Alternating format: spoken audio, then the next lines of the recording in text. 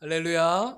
오늘도 하나님의 무한하신 사랑과 은혜와 평강이 우리 모든 성도님들과 가정 가운데 함께 하시기를 주님의 이름으로 축복합니다.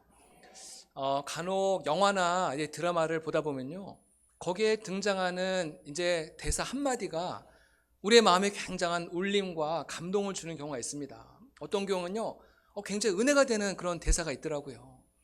2년 전에 방영했던 슈룹이라고 하는 그 드라마가 있었는데요. 거기에 이제 굉장히 명장면이 하나 나옵니다. 한 양반이 자신의 집에서 일하던 여종을 겁탈을 한 다음에 자신의 그 모든 죄를 이 여종에게 뒤집어 씌우고 이 여종을 막 때리고 박대를 하는 거예요. 이 여종은 힘이 없으니까 그 양반 앞에서 막 무릎을 꿇고 잘못했다고 싹싹 빌고 있어요. 근데 이 장면을 이제 처음부터 끝까지 지켜보던 한 사람이 있었습니다. 한 여인이 있었는데 이 여인은 그 나라의 왕비예요. 그래서 이 왕비가 이 양반에게 다가가 가지고는 이 여종에게 당장 사과하라고 사과를 요구합니다. 근데 양반은 당연히 이 여인이 왕비인지 모르고 당신이 뭔데 남의 일에 끼어드냐면서 막 큰 소리를 치죠. 근데 나중에서야 이분이 이제 왕비라는 사실을 알게 되고서는 이제 그 주변에 있던 모든 사람들이 무릎을 꿇고 엎드리게 되는 거예요. 그래서 이 왕비가 이 양반에게 계속 이제 책임을 물으면서 당장 이 여종에게 사과하라고 막 이제 보채는 거예요. 그러니까는 이 여종이 몸둘 바를 모르면서 이 왕비에게 싹싹 빌면서 얘기하는 거예요. 이제 저는 이 종은 위로를 많이 받았습니다. 이제 그만해 주시기 바랍니다. 만일 마마께서 돌아가시면은 저의 삶은 더 가혹해질지 모릅니다. 이제 멈춰달라고 막 울면서 이제 사정을 하는 거예요. 이때 이 왕비가 이 여종에게 한 말이 있습니다. 내가 이미 너의 인생에 끼어들었다. 내가 이미 너의 인생에 끼어들었다는 거예요. 그러면서 이 울고 있는 그 여종을 손을 붙잡아서 일으키시고 또 그 여종을 끌어안으면서 위로하는 그런 장면을 봤는데 너무 그 장면이 굉장히 감동이 되고 또 위로가 되었습니다. 우리의 인생에도요, 이 여종과 같이 정말 모든 일이 정말 내 뜻대로 안 되고 억울하고 답답하고 정말 너무나도 힘들고 괴로운 순간을 맞이할 때가 있죠. 우리는 그 순간에 하나님 앞에 기도해야 됩니다. 하나님 앞에 기도할 때 만왕의 왕이신 하나님께서 우리의 인생에 끼어드시는 거예요. 우리의 인생에 개입하신다는 거예요. 우리의 모든 문제들, 어느 누구도 도와줄 수 없는 이 모든 크고 작은 문제들을 하나님이 해결해 주시고 우리의 인생의 그림이 완전히 달라지게 될 줄로 믿습니다. 기도가 이렇게 중요한 것이에요. 그래서 종교개혁자 깔뱅은 이렇게 말했습니다. 하나님께서 우리로 하여금 기도하게 하신 이유가 있다는 거예요. 그 첫 번째 이유는 무엇이냐면은 모든 좋은 것이 오직 하나님께로부터 온다는 사실을 알게 하기 위해서 하나님께서 우리로 기도하게 하신다는 거예요. 또 한 가지 이유는 우리로 하여금 하나님만을 의지하며 살아가도록 하기 위해서 우리를 기도의 자리로 부르신다는 겁니다. 그만큼 기도가 중요하다는 것이죠. 그래서 예수님께서도 공생애를 사역하는 동안에 우리에게 기도에 대해서 굉장히 많은 말씀을 주셨고 또 예수님 자신도 기도의 본을 보여주셨습니다. 그래서 우리 모든 성도들은 우리가 주님 앞에 서는 그날까지 우리는 기도를 쉬지 않고 우리가 기도 가운데 하나님의 은혜를 경험하면서 이 광야 같은 인생의 길을 믿음으로 한 걸음 한 걸음 걸어가야 될 줄로 믿습니다. 오늘 예수님은 성도들이 어떤 자세로 기도해야 될지에 대해서 우리에게 말씀하고 계시는데 오늘 말씀해 보니까는 항상 기도하고 또 낙심하지 말고 기도할 것을 우리에게 말씀하고 계세요. 기도를 항상 해야 됩니다. 사도 바울은 데살로니가전서 5장 17절에서 쉬지 말고 기도하라 말씀하고 있습니다. 또 그런가 하면은 사무엘상 12장 23절에 보면은 사무엘이 이스라엘 백성들 앞에서 고백하는 거예요. 우리 함께 읽어볼까요? 시작. 나는 너희를 위하여 기도하기를 쉬는 죄를 여호와 앞에 결단코 범하지 아니하고 기도하기를 쉬는 죄를 범하지 않겠다는 거예요.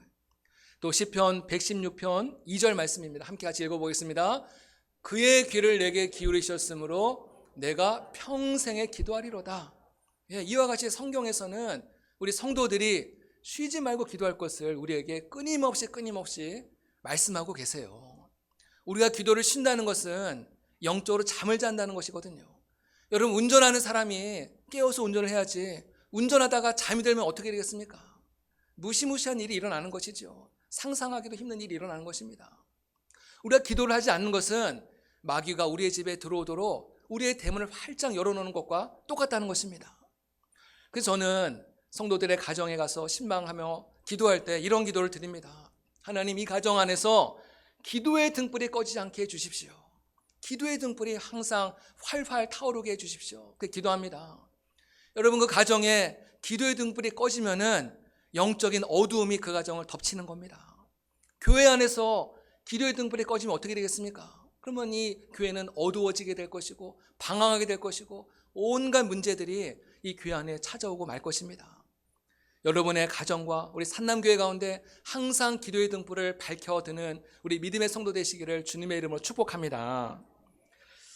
약 중에 가장 좋은 약은 예방약이라고 합니다. 그래서 우리가 겨울에 독감에 걸리지 않게 해서 독감 예방주사를 맞기도 하고요. 또 요즘은 대상포진 예방주사를 맞기도 하죠.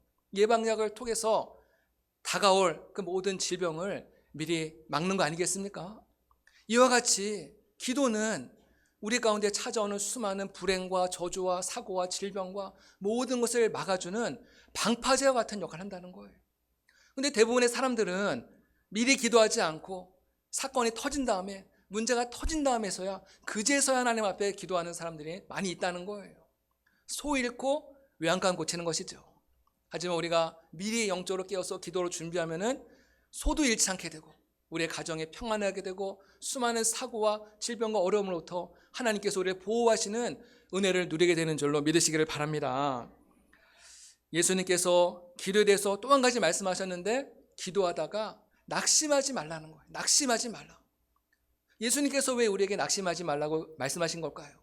왜냐하면 우리가 기도하다 보면은 낙심하는 일이 반드시 찾아오기 때문입니다. 우리가 기도할 때마다 그 모든 기도하는 제목들이 하나하나 다 응답받고 또 이루어진다면 얼마나 좋겠습니까? 정말 기도할 맛이 나죠. 제가 지금 청년부와 이제 점심 식사 이후에 성경 공부를 하는데, 한 번은 기도를 주제로 성경 공부를 한 적이 있었는데, 자신이 기도 응답을 받은 그런 경험들 한번 얘기해 보라고 한번 이제 얘기를 했습니다. 근데 한 청년이 어떤 얘기를 하냐면은, 내가 어떤 회사를 들어가기 위해서 간절히 기도하고 또 면접을 봤는데 안타깝게 떨어졌다는 거예요. 예, 대기자 1번으로 떨어졌다는 거예요. 그 너무 아쉽고 안타까워서 이 청년이 하나님께 기도했다는 거예요. 하나님, 합격한 분 중에 한 분이 좀 취소하게 해달라고, 내가 그 자리에 들어가게 해달라고 기도했다는 거예요. 그런데 다음날 놀라운 일이 일어났습니다. 진짜로 그 회사에 이미 합격했던 한 사람이 이제 다른 회사로 가게 돼가지고 이제 공석이 생겼다는 거예요. 그 전화가 와가지고 혹시 우리 회사에 올 수 있겠냐고. 당연히 갔겠죠. 얼마나 감사한 일입니까? 우리가 기도할 때마다 이렇게 기도가 응답되어지는 경험을 한다면요, 정말 신나는 일일 것입니다. 하지만 문제는요, 우리가 기도할 때 기도가 응답되지 않을 때가 있다는 거예요. 내가 열심히 간절하게 기도했음에도 불구하고 그 기도가 보기 좋게 응답되지 않을 때, 거절받았을 때 얼마나 마음이 힘들고 낙심이 되겠습니까? 저도 그런 경험을 한 적이 있습니다. 하나님께서 반드시 이 기도를 이루실 것을 믿고 바라고 정말 한 끼씩, 매일 한 끼씩 금식까지 하면서 하나님 앞에 주여 믿습니다 하면서 매일 기도했거든요. 새벽을 깨우면 기도하고 부르짖어 기도하고. 그런데 뚜껑 열어보니까는 안 된 거예요. 안 된 거예요. 여러분, 그때 찾아오는 그 충격과 상처는요, 이루 말할 수가 없습니다. 또다시 내가 기도할 수 있는 엄두가 나질 않는 거예요. 어떤 성도님도 정말 간절하게 기도했는데 그 기도가 응답되지 않음으로 인해서 너무나도 낙심이 돼가지고, 아, 기도해도 안 되는구나 하면서 아예 기도의 줄을 놓아버린 분도 있고, 또 시험에 들어서 교회를 떠난 분도 있고, 정말 여러 가지 많은 케이스들이 있더라고요. 오늘 말씀에 낙심되다라는 말의 원어적 의미를 보니까요, 완전히 정신을 잃다, 또 녹초가 됐다, 또 완전히 지쳤다라는 그런 의미를 내포하고 있습니다. 예수님도 성도들이 기도하다가 그 기도가 응답되지 않을 때 낙심될 때가 온다는 사실을 예수님도 알고 계셨어요. 그렇기 때문에 예수님은 기도하다가 낙심하지 마라, 기도가 응답되지 않았다고 해서 기도를 포기하지 말고 다시 기도의 줄을 붙잡고 일어서라, 주님께서 오늘 그것을 우리에게 말씀하고 계시는 거예요. 그러면서 예수님께서는 이제 한 가지의 예화를 들어주시죠. 한 도시에 이제 두 사람이 있었습니다. 한 사람은 남편을 잃고 슬픔 가운데 잠긴 한 과부가 있고요. 또 한 사람은 재판장이 등장을 하는데, 이 재판장은 이 여인의 그 원한과 억울함을 풀어줄 수 있는 힘과 능력을 가진 그런 재판장이었습니다. 여러분, 오늘날에는 여성이 남편과 사별을 해도 얼마든지 사회에 나가서 직장생활하면서 또 자립할 수 있는 그런 길이 많이 있지 않습니까? 하지만 예수님 당시에는요, 이 여인이 남편을 잃었다 이러면요, 일할 수 있는 길도 제한되어 있고 거의 없죠. 그럼 완전히 이제 가난의 길로 빠져드는 거예요. 사람들에게 멸시와 천대와 손가락질을 받게 되고, 또 경제적인 능력이 없으니까는 이제 완전히 가난한 삶으로 이제 들어갈 수밖에 없는 그런 운명이 되었다는 것입니다. 그래서 이 여인은 정말 억울한 일이 있었던 것 같아요. 그래서 오늘 말씀해 보니까는 이 원한이라는 단어가 4번이나 등장하고 있습니다. 원한. 여인이 원한이 있었다는 거예요. 어떤 원한이 있었는지 알 수는 없지만은 추측하건대 이 여인에게 이 남편이 뭔가 억울하게 죽음을 당했던 것 같아요. 그래서 그 죽음 이후에 정말 어마어마한 부채가, 그 빚이 이 가정에게 떠넘겨졌으니 이 가정이 지금 이 빚을 갚지 않으면은 정말 완전히 사회적으로 고립될 수밖에 없는 그런 어려운 환경 가운데 처하고 말았다는 것입니다. 제가 지난번 교회에서 사역을 할 때 이제 한 가정이 있었는데, 남편분이 작은 이제 회사를 운영하다가 갑자기 교통사고로 돌아가시게 됐어요. 이 가족들이 큰 슬픔 가운데 이제 모든 장례식을 이제 마치게 되었는데, 그 이후에 이제 문제가 생긴 거예요. 이 돌아가신 남편분에게 돈을 빌려줬던 채권자들이라고 하지 않습니까? 이 채권자들이 이 가족들에게 막 찾아와 가지고 돈을 갚으라는 거예요. 돈을 내놓으라고 막 압박을 하는 거예요. 근데 또 더 큰 문제는 뭐냐면요, 이 돌아가신 분에게 돈을 빌려갔던 사람이 있어요. 채무자라고 하죠. 이 돈을 빌려갔다는 사람들은 어떻게 해야 돼요? 돈을 빌려갔으니까는 갚아야 되잖아요. 근데 돈을 받을 분이 돌아가셨으니까는 입을 꽉 다물고 있는 거예요. 돈을 갚지 않고 조용히 있는 거예요. 여러분, 얼마나 나쁩니까? 네? 정말 양심적으로 정말 그렇지 않아도 이 가정에 슬픔을 당해서 어려운데 뭔가 좀 도움이라도 주지는 못할 망정 아예 그냥 입을 싹 씻고 있으니까는, 그러니까는 돈을 받을 사람은 있고, 돈을 달라고 하는 사람은 있고, 돈을 받을 사람은 입을 꽉 다물고 있으니까는 이 가정에 너무나 경제적인 큰 어려움에 처하는 안타까운 사연을 제가 겪었던 적이 있습니다. 우리 주변에 보면요, 이런 참 억울하고 참 답답한 일을 겪는 일들이 종종 있죠. 오늘 이 여인도 억울한 사연을 가지고 재판장에게 찾아옵니다. 재판장이 모든 것을 공정하게 원칙대로만 재판을 해주면은 이 모든 문제가 다 해결될 수 있습니다. 모든 원한의 문제가 다 풀릴 수가 있어요. 근데 재판장이 볼 때는 너무나 그냥 시시하고 별 볼 일 없는 일처럼 보이지만은 이 여인의 가정으로서는 정말 생사가 달린 문제가 아니었겠습니까? 근데 오늘 말씀에 보니까는 이 재판장은 하나님을 두려워하지 않고 사람을 무시하는 재판장이다, 그렇게 말씀하고 있는 거예요. 어쩌면 이 재판장은 이 과부가 뭔가 좀 뇌물이라도 갖고 와서 자기에게 바칠 것을 기대했을지 모르겠습니다. 근데 여인이 빈손으로 오니까는 이 여인을 무시하고 이 여인을 그냥 함부로 대하면서 아예 그 사안에 대해서는 관심도 갖지 않고 그냥 무시해버리는 것이죠. 근데 이 여인도 만만치 않았던 분 같아요. 이 여인이 매일 재판장에게 찾아오는 거예요. 하루 이틀만 찾아오는 것이 아니라 한 주, 두 주, 한 달, 두 달 계속해서 찾아오니까는 이 재판장이 도저히 업무를 볼 수 없을 정도예요. 어쩌면 이 재판장은 피켓을 들고 재판소 앞에서 1인 시위를 했을지도 모릅니다. 또 어쩌면은 이 여인은 이 재판장이 퇴근하고 돌아가는 길에 길목에 서서 기다리고 있다가 그 재판장의 옷자락을 붙잡고 내 원한을 풀어주세요, 내 원한을 풀어주세요, 아마 이렇게 눈물 흘리면서 호소했을지도 모르겠습니다.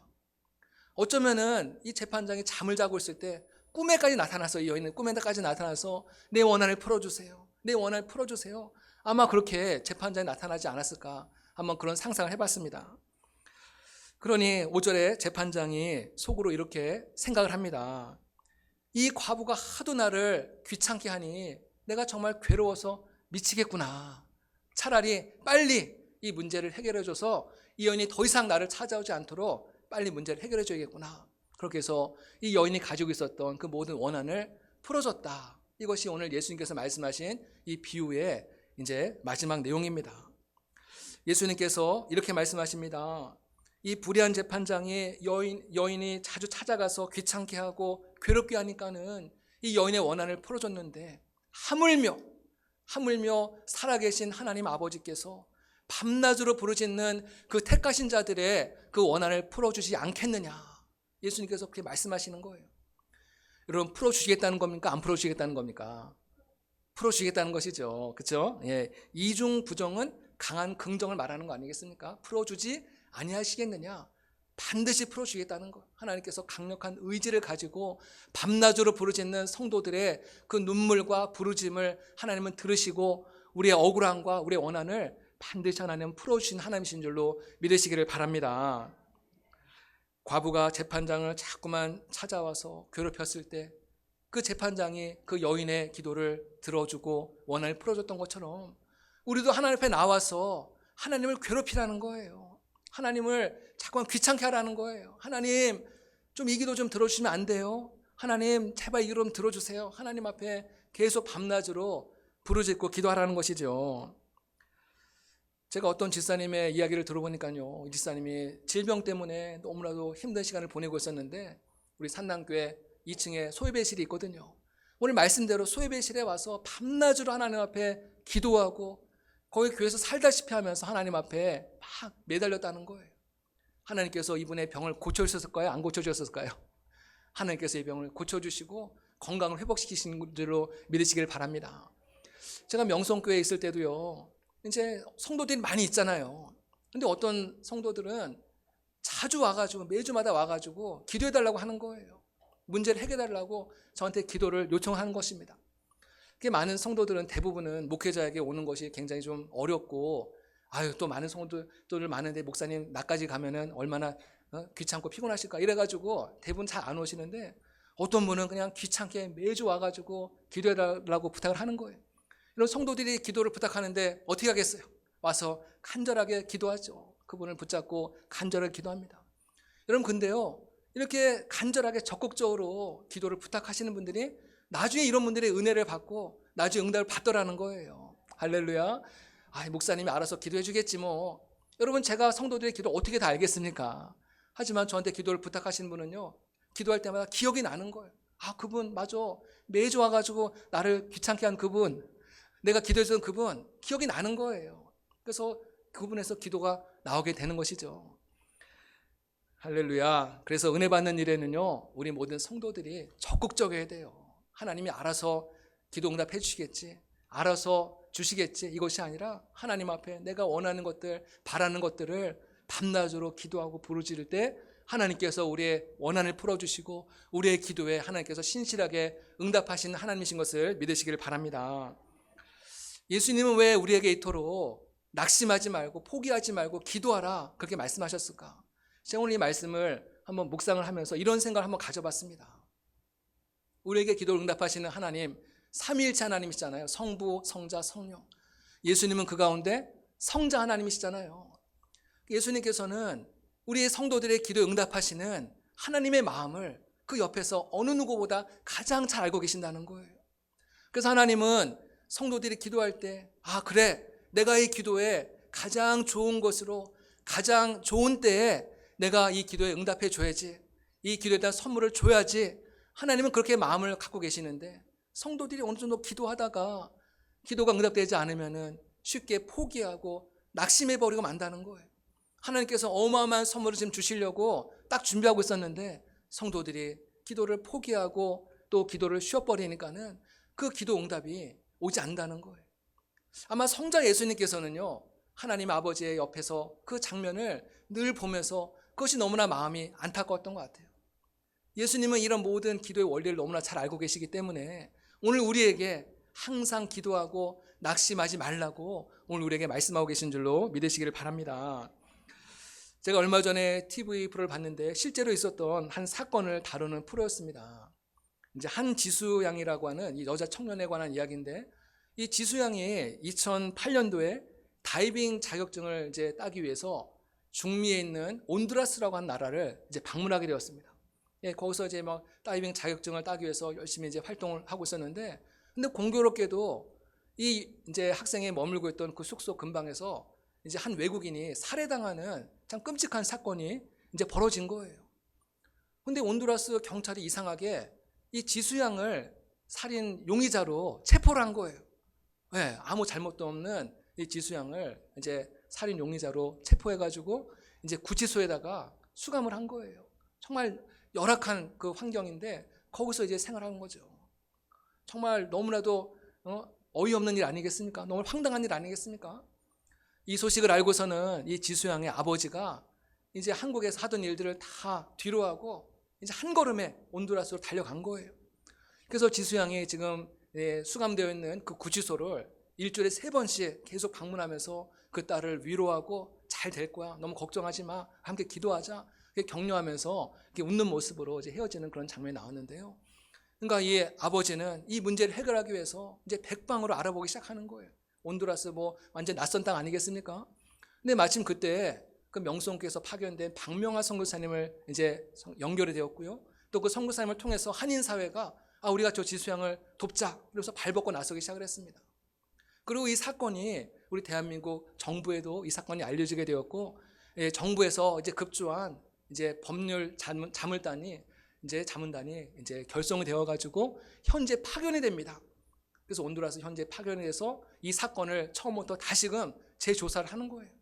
모든 이제 문서들을 확인해 보니까는 너무나도 허술하고 또 너무나도 잘못된 그런 내용들이 많이 있다는 것을 알아냈고, 결국은 이제 모든 것들을 집요하게 조사를 하다가 이 지수양이 무죄라는 사실을 입증하게 되었어요.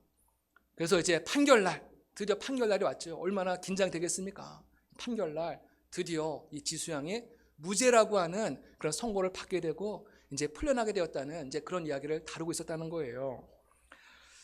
정말 기가 막힐 상황이죠. 만일 이제 무죄라는 것이 입증되지 않는다고 한다면은 이 지수양은 30년 동안을 감옥에서 옥살이를 할 수밖에 없는 그런 환경이었었는데, 정말 모든 사람들이 이렇게 발벗고 나서고 함께 기도할 때 하나님께서 이 지수양의 모든 억울함을 풀어주고 약 500일 동안 수감되어 있다가 다시 한국으로 돌아오는 그런 놀라운 기적을 경험했다는 것입니다.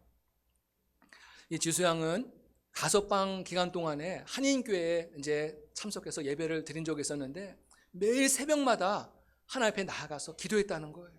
하나님, 저를 제발 고국 땅, 한국 땅으로 돌아갈 수 있도록 은혜를 주세요. 나를 도와주세요. 내 원한을 풀어주세요. 새벽마다 하나님 앞에 나와서 눈물로 기도했다는 것입니다. 하나님께서 이 지수양의 눈물의 기도를 들으시고 하나님께서 수많은 돕는 자들을 붙여주시고 이렇게 은혜를 주셔가지고 또 그 최종 판결을 내리는 그 재판장이 만약 그때 당시에 다른 마음을 품고 있었으면 어떻게 되겠습니까? 이 사람은 유죄다 판결했으면 어떻게 됐겠어요? 하나님께서 모든 사람들의 마음을 움직이셔가지고 결국 무죄 판결을 받고 이제 풀려나게 되었다는 것입니다. 할렐루야. 이 세상을 살다 보면요, 우리는 정말 별의별 일들을 다 겪게 됩니다. 억울한 일, 말도 안 되는 일, 기가 막힌 일, 정말 그런 수많은 일들을 겪게 되는데, 이럴 때 우리 성도들은 하나님 앞에 기도해야 된다는 거예요. 어려운 일이 있고 문제가 있을 때 성도들은 바로 그 자리에 엎드려서 기도해야 된다는 거예요. 기도하지 않고 막연하게 어떻게 잘 해결되겠지, 어떻게 되겠지, 여러분 어떻게 되지 절대 않습니다. 문제만 더 복잡해지고 문제만 더 커지고 나만 고생하는 거예요. 하나님께서 때로 우리를 기도의 자리를 부르시기 위해서 우리에게 사인을 줄 때가 있어요. 사인을 주세요.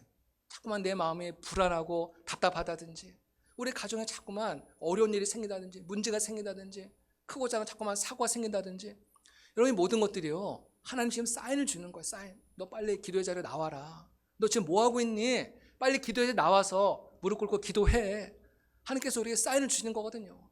우리 영적으로 깨어있는 사람은 한두 가지 사인만 알면 딱 알아요. 빨리 기도의 자리에 나가겠구나. 근데 영적으로 잠들어 있는 사람은 이 모든 문제들이 정말 커지고 눈덩이처럼 커져도 이게 뭔지를 모르는 거예요. 자꾸만 어떤 내 인간적인 힘으로, 인맥으로, 돈으로 메꿔보려고 하고 해결하려고 발버둥을 치죠. 여러분, 하나님께서 사인 주실 때 빨리 깨닫는 지혜가 있으시기를 주님의 이름으로 축복합니다. 하나님 앞에 엎드리면요, 거기에 답이 있고 거기에 길이 있고, 아무리 복잡한 문제도 하나님 앞에 기도하면은 하나님께서 그 모든 복잡한 실타래 같은 문제들도 하나님이 풀어주시고 하나님이 해결해 주시는 거예요. 오늘 말씀 보니까는 예수님께서 결론적으로 이런 말씀을 하세요. 그러나 인자가 올 때 세상에서 믿음을 보겠느냐. 인자가 올 때 세상에서 믿음을 보겠느냐. 인자가 온다는 말은요, 무엇을 말하는 거냐면은 주님께서 다시 오시는 것을 말하는 거예요. 주님께서 부활하시고 승천하신 뒤에 지금 하나님 보좌 우편에 앉아 계시다가 주님께서 다시 오실 것을 우리에게 약속하셨지 않습니까? 재림하실 것을 약속하셨는데 주님께서 이 땅에 다시 오시는 그 세상의 종말의 때에 주님께서 오셨을 때 믿음의 사람을 찾아볼 수 있겠느냐, 그 말씀하고 계시는 거예요. 이 말씀의 뉘앙스를 볼 때 주님 다시 오실 때 이 믿음의 사람을 찾아볼 수 있다는 거예요, 없다는 거예요? 예, 찾아보기 힘들다는 거죠. 아예 없는 것은 아니겠지만은 정말 찾아보기 힘든 시대가 될 것이라는 거예요. 왜냐하면은 세상 사람들은 가면 갈수록 영적인 일에 관심을 갖기보다는 세상적인 일, 육적인 일에 마음을 빼앗기기 때문에 아프면 병원에 가고 문제가 생기면 돈으로 해결하고 인맥을 동원하고 이러기 때문에 사람들은 더 이상 기도를 안 한다는 것이죠. 기도를 쉬어버린다는 거예요. 밤낮으로 부르짖는 성도를 주님께서는 지금도 찾고 계신 줄로 믿습니다.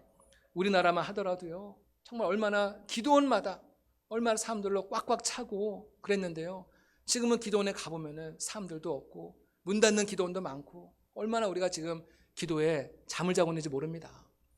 우리가 6.25 전쟁, 우리가 지금 6월달 호국 봉헌의 달이지 않습니까? 6.25 전쟁 당시에 얼마나 많은 한국교회 성도들이 하나님 앞에 눈물로 기도했잖아요. 하나님, 우리나라를 불쌍히 여겨달라고.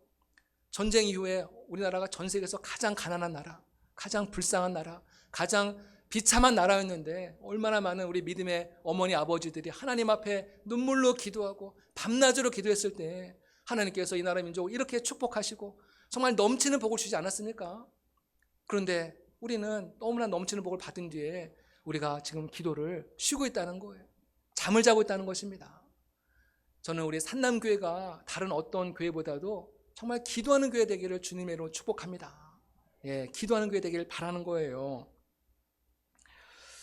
그래서 우리 교회는 7월, 8월, 이제 다음 주면 내일이면 또 7월이지 않습니까? 우리 7월, 8월 두 달 동안은 우리 산남교회가 한 마음으로 기도하는 달이 되면 좋겠다. 이제 그런 생각을 가져봤습니다. 이제 주보에 광고도 올렸는데 한 마음 기도라고 해서 우리가 어느 곳에 있든지 시간을 정해서 밤 9시에 시간을 정해서 그 시간에 함께 기도하는 거예요.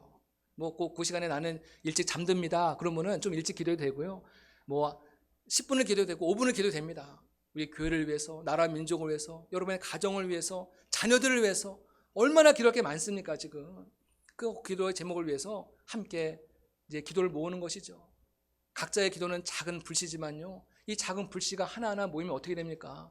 나중에 큰 불을 일으키게 되는 것이죠. 그래서 우리 산남교회가 이번 두 달 동안을 하나님 앞에 정말 깨어서 함께 기도함으로 말미암아서 하나님의 정말 놀라운 은혜를 경험하고 하나님의 기도 응답을 경험하는 그런 복된 그런 달이 되기를 간절히 바랍니다. 우리 모든 성도님들 오늘부터 다시 한번 혹시 기도를 쉬고 있었다면 다시 기도하기로 결단하시기를 부탁드립니다. 우리 하나님 앞에 기도할 때 하나님께서 주시는 정말 놀라운 은혜와 복을 드리고 하늘문이 열린 은혜를 경험하고 우리 가정의 모든 복잡했던 문제들이 떠나가는 그런 놀라운 기적의 은혜를 경험하는 저 여러분 되시기를 주님의 이름으로 축복합니다. 기도하겠습니다.